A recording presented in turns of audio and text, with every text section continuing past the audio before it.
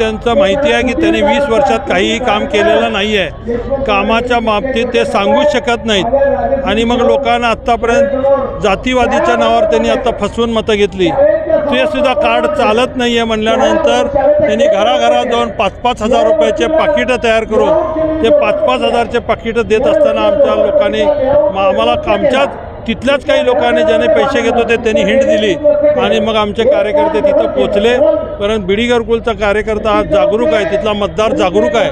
त्यांनी पैसे घेत असताना स्वतः मतदारांनी आमच्या लोकांना फोन करून सांगितलं की बघा हे आम्हाला आमिष दाखवत आहेत, हे करत आहेत, म्हणजे आमचे लोक विकले जाणार नाहीत बीडी घरकुलचे, हे दाखवण्याचं काम बीडी घरकुलच्या काही मतदारांनी केलं. मी मनापासून त्या बीडी घरकुलच्या सगळ्या मतदारांचे आभार मानतो. तुम्ही आजपर्यंत माझ्या पाठीमागं खंबीरपणे उभा राहिला आणि असं कुणीही आपलं मत विकत घेऊ शकत नाही हे दाखवण्यासाठी तुम्ही